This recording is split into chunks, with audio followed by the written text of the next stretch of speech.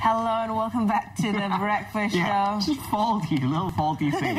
Always happens. Anyway, it is 5 minutes to 9 a.m. and of course it is a Tuesday and we've always got our residential financial guru in the house. And today he's talking about wealth distribution. Of course, in the event of untimely demise or the day that we kick the bucket, we've always got to make sure that we've got something planned, of course, with regards to our assets and our wealth. And today, Mr. Yap will be talking about how to plan for your minor children. If your children are minors, you may want to make special arrangements to ensure that your money is protected and your children are benefited from that as well. So let's not waste any more time and let's welcome our financial advisor, Mr. Yap Ming Hui. Hello. Good morning, fellow Malaysians. You're now watching Financial Freedom Minutes with Yap Ming Hui. So today, I'm going to talk about wealth distribution planning, whereby there's minor children involved. Okay, minor children's distribution kind of situations actually is especially challenging when the minor children don't have the physical or mental capability to take care of themselves when nobody is helping them. So in such a situation, how do we make sure our hard-earned money goes to the children to take care of them without any interruption or without any surprise? So today, I'm going to share 3 major considerations for you to think about when you do such a planning. The number 1 planning that you should actually think about is to choose a guardian for your children. Now, by Malaysia law, the surviving parents of your children will be the automatic guardian of your minor children.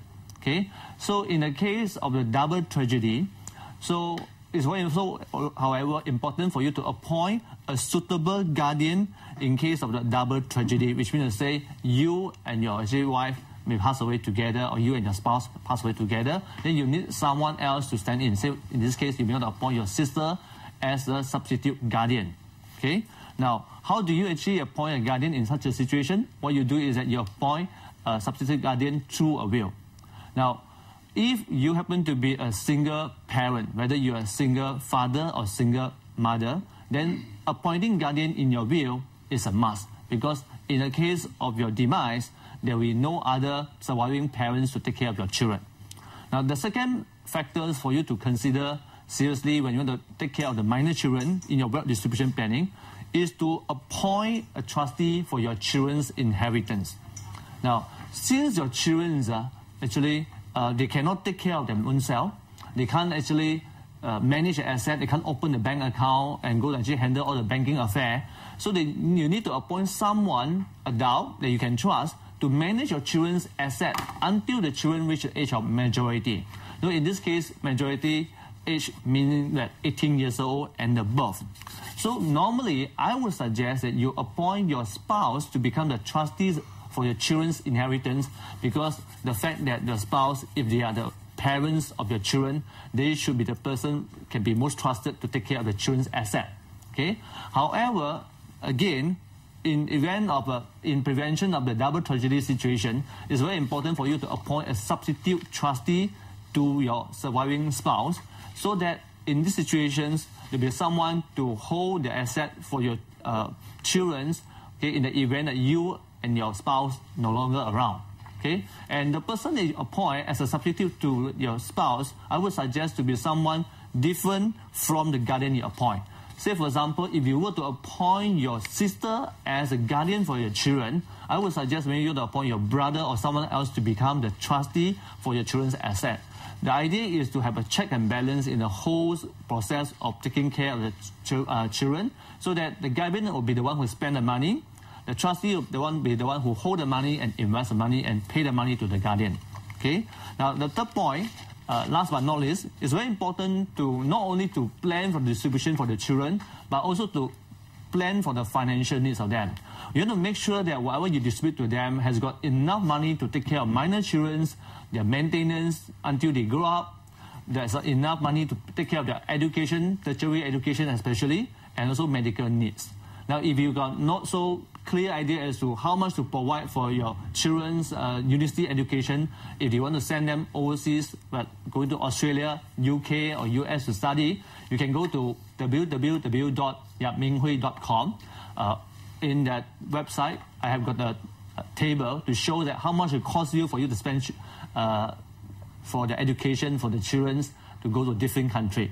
Now, if you happen to have a special child, then you may need to consider special provision here as to like you may need to take care of the special child for a longer period of time. Plus also the special child may have some special medical support which is required to take care of them until they reach a certain age of comfort. So last but not least, it's also important for you to decide as to at what age then you want to actually distribute the balance of the money to your children. Now, if you happen to be leaving something significant, for example, you be leaving millions to your children, then you may want to think about whether you want to give all your millions to them at the age of 18 years old, whereby they may not be so mature to manage the money, or you want to stagger the distribution of money to them, say maybe certain percentage at 18 years old, another percentage at maybe 15 and 25 years old, and maybe the balance at 30 years old. So money is hard-earned. I think when we plan for our financial freedom, we must also not forget to plan for what if a situation whereby we need to actually leave this world early, and how do we make sure whatever hard-earned effort that we've done for our financial freedom be passed successfully, smoothly to take care of minor children. So this is what I will share today, and I'd like to pass the stage back to Aisha and Hansen. Thank you very much, Mr. Yap. Okay, so we talked about the 3 points, right? Appointing a guardian, usually in the common scenario, as you mentioned, if both parents are deceased, which person would preferably you go to? You know, is there a preference in terms in the eyes of the law? Criteria, is that? Yeah. Basically, when you actually appoint the guardian other than your spouse or the surviving parents of your children, you actually are quite free to appoint anybody that you can trust. Right. So that's why any person that you appoint inside the will will actually have a legal power. So the court must recognize that. So, but normally I would suggest that if you appoint a guardian, you should consider the person must be capable of taking care of your minor children. You know, the person must have the kind of experience to take care of minor children. The religion. Financial backing also? Financial backing not so much, because financial backing can come from the trustee, your own money. You know, but at least you want to make sure that this guy is not an alcoholic. Of course. This guy is not abusive. Well, that's even more dangerous to think about. But at least you want to make sure this guy has got the same education philosophy to take care of the minor children. So now a guardian could be a family member. Now with regards to trustee, now previously when you've been on a show and you talk about, you know, executors to will or a trustee, you always suggest somebody who is not family. Would you suggest the same for this case too? Yeah. Now what I actually suggest is now, ideally you should actually appoint your spouse. Your spouse first. Because spouse being the parents of the child, they should actually take care of the interests of the children. Okay. But if you can't find that, then since it's taking money is something very, very serious, and you have to take care of the money for a very long time until the children grow up maybe 10, 15 years later. So it's very important for you to consider someone very trustworthy. But sometimes when you look for family members, you see this person not so perfect, this person not so perfect. That's where you can consider using a professional corporation. Professional corporation would be like just a bank-backed trustee company. So this company, with the fact they are licensed by the government, and they are also having the professional indemnity insurance, things like that, so you can be sure that they can do the good job in taking care of the assets of the children. I see. Yes. Yeah. Now, just now you mentioned about, you know, staggering the money to give your children. Obviously, you know, some 18-year-olds are not equipped to handle such amount of money if we're in the millions. Is trust funds a popular way of way of distributing funds here to children in Malaysia? I would say it's not so popular in Malaysia compared to the West. The Malaysians, we somehow don't like to think too much. So Malaysia, when they do planning, either majority of them don't have a will. So when you don't have a will, you don't care what happens. Whatever will be, will be. Those people who want to have a will, some of my clients also say that, I don't want to think so much. So how do I have a trust fund, stagger it? By the time they reach 18 years old, I give it to them. If they were to make good use of it, congratulations. Really? If they don't, that's interesting. Too bad. That's very interesting. So actually, it pays to just put a little bit of thought, extra consideration. Get it out of the way as soon as you can. Just follow up a little bit. How hard is it to set up a trust fund here?